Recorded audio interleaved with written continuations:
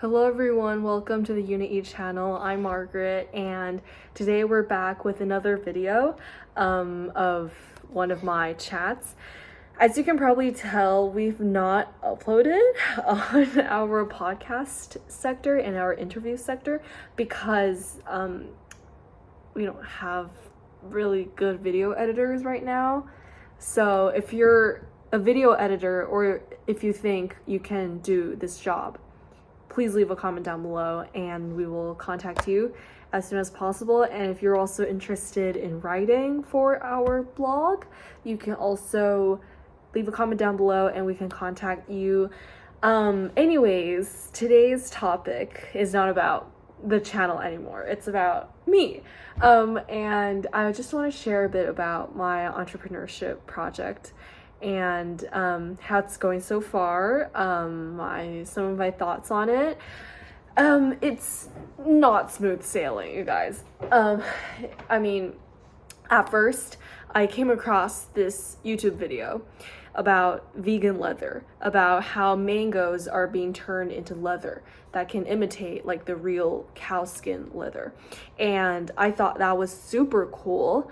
And I thought, hey, like, why don't more people know about this?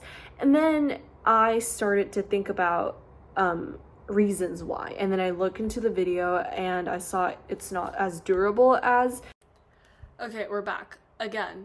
My phone has this issue of not being able to record because of its storage, so we're back recording on the webcam on my computer.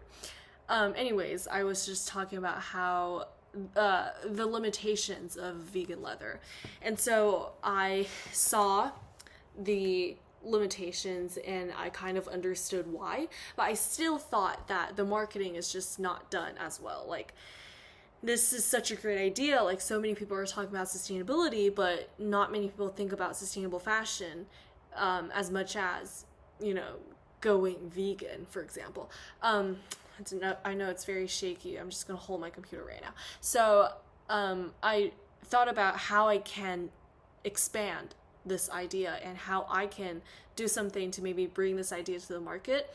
And I first saw that video like back in 5th grade or something, or like in 6th grade, so it was a pretty long time ago. But then I saw it again in 7th grade, and that was when I kind of knew that I wanted to start a project just dedicated to spreading the awareness of sustainable fashion and also letting more people know about this technology and letting people know that this is very effective when we're talking about climate change and global warming and how much of an impact this has on this issue. And so I had the idea. I saw how amazing this technology is, and so I thought, what's next? Because in my mind, back then, I was like, I'm gonna invent my own sustainable fashion fabric. I saw those companies that turn, first of all, mangoes into vegan leather. I saw, ooh, yes, thumbs up. I saw like companies that turned oranges and like, I think one also did like sea moss. No, not sea moss. Like, just like, there were a lot of ways to make sustainable fabric out of like plant fibers. And then I realized, oh, like, this process is not very easy. And I realized that that's probably not something that I can do at school back then. I mean, I'm still in school right now, okay, like, but I just thought that it's not as feasible.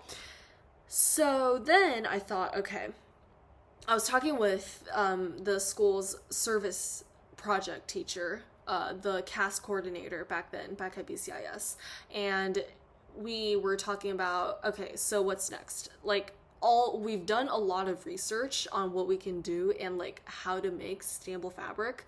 And I mean, she was really supportive of the idea, and she said, hey, all of those research, those will not go to waste, but now we can start thinking about how we can use the fabric of another company and turn that into clothing. And so you're just branding this idea of sustainable fashion, because you can't really invent like a new type of sustainable fabric right now at school. And so I love the idea, and I was like, okay, let's do this.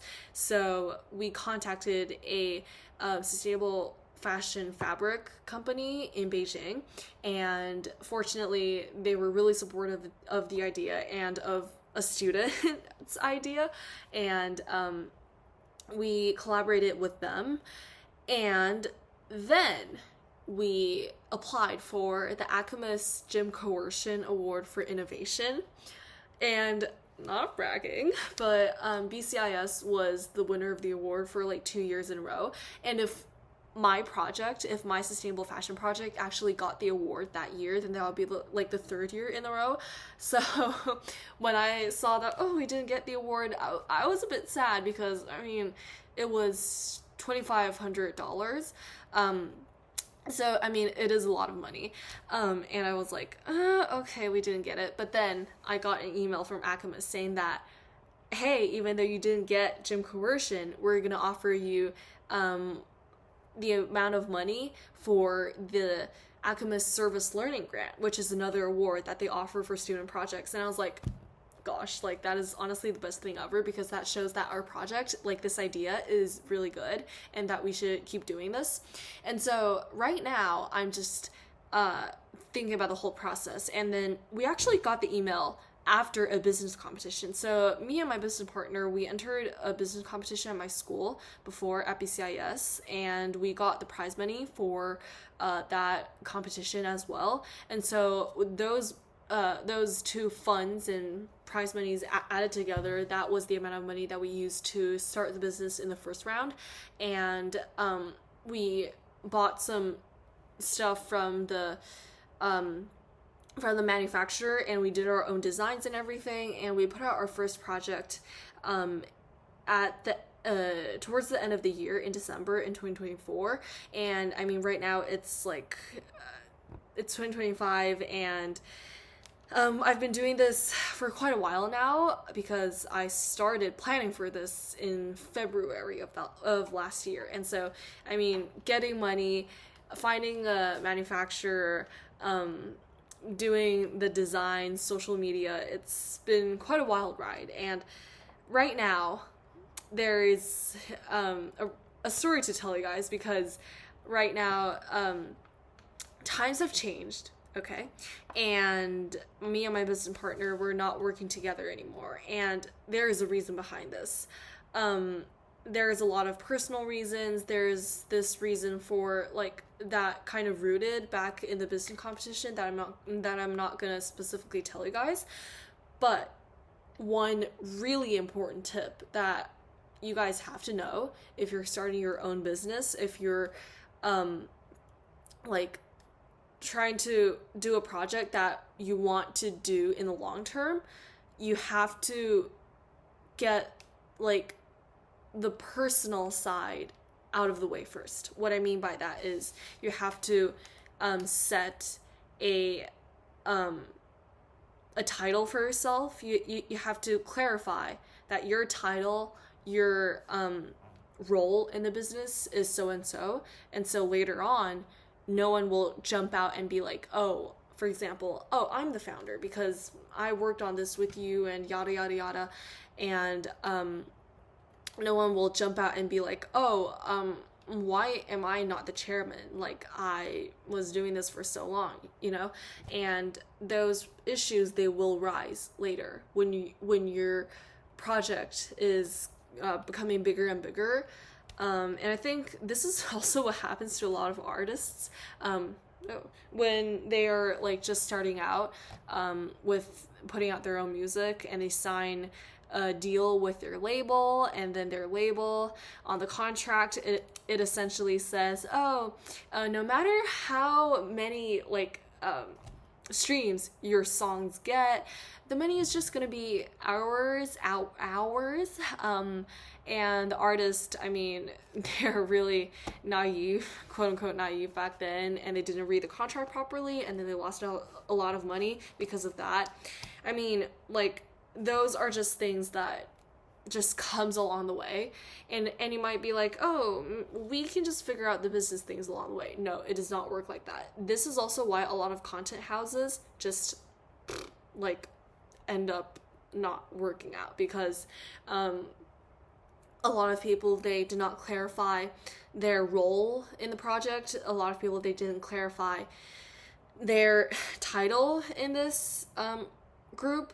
And a lot of the business things, they might seem like, oh, kind of like selfish, kind of like you're not being welcome to other people because you're trying to be like the boss here. But that's business, right? Like, if you're going to start your own company, then you just have to learn those things, and you just have to accept the reality that there will be people that's above you. There will be people who have a higher level of authority when it comes to decision making, when it comes to the direction of the business. And I mean, just because they have that title, that doesn't mean you have to go out and start your own project because they're above you and like they're quote unquote controlling you right now. You are quote unquote working for them because you want to make this idea happen, and there will be elements in it that might not align with your own ideas. And I think that is creating space for you to actually stand out and just say, hey, I think this should be like this because of yada yada.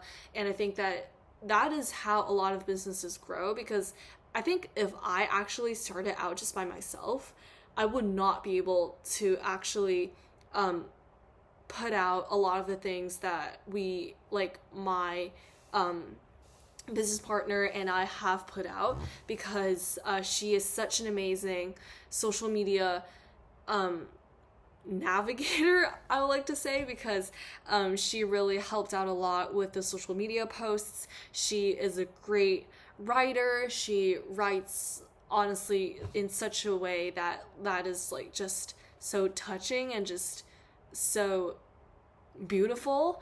And I mean, without her, we will not be able to win the business competition. But I think sometimes you will just have to leave people who you think, who you thought would be your partner for the long term. And I think that's normal, because your project will go in different directions in the future, and your envisioned state of your business, it does not align with the other person's idea, like in the bigger picture. Then it's probably time to separate, because if the direction doesn't even match, then what's the purpose of working together, right? And I think that a lot of the times we like kind of forget that, and we just are together because, oh, we're friends, we're having a closer relationship, and that's why we might work well together. It does not work like that. And that is the reason why I think a lot of people might say friends cannot be business partners. And I think that is quite true, because sometimes you might just take your, I really hate to say this, but like, you might take your friendship for granted, and then you might start using that as an advantage to like kind of earn stuff in the business. And that is just something that will happen if you work with your friend. I mean, if everything works out just the way you wanted, then of course go for it, right? But sometimes it doesn't, and sometimes you just have to accept the reality that you don't work the best with your friend. And I think that is like the second big tip. And it's also kind of the second reason why I separated with my business partner. But I mean, again, like without her, the project would not be able to reach the point that it is like now. I mean, especially we're like literally starting from zero and we're just starting this business from like ground up. I mean, this journey has been quite wild for me. And we're definitely not stopping. I'm still running the account on RedNote, so you can also check out the channel on RedNote. And I think, yeah, like you just have to keep those two things in mind when starting a business, and also keep in mind like what's the actual issue that troubles you that made you want to start your own business. Because if you forget that and you just imitate your competitors, then you're not going to stand out. And it's so easy to fall into this trap. Like, it's so easy to just imitate what your competitors do because they might go viral and you see, oh, they said this on their social media, so that's what I'm going to say. But it does not work like that. The reason why your business is special is because you have something that other businesses do not have, sorry. And that something is what it takes to like kind of like take the risk to say that to the market, because sometimes you might be like, oh, but the market does not really care about this point, so do I really have to say it? Like, they care about that point, they don't care about this point. I think it takes time. Like, you just have to be patient, and you have to be patient, and you have to take the time to observe what your buyers actually want. And so, yeah, I'm pretty impatient at times, so like starting a business really practices my patience and also my communication skills and everything. And honestly, I think that it was a great growth opportunity for me, and I'll keep doing the project, of course, and I'll keep you guys posted on the progress, and I'll let you guys know when a new product drops. Oh, what am I hinting? Anyways, that is it for today's episode. And if you guys have any questions about my business, you can also leave a comment down below. Go hit subscribe if you haven't. We're going to be posting more interviews with more college students from an Ivy League. Okay. Anyways, that was quite fun telling you guys my story, and I'll see you guys in the next video. Bye.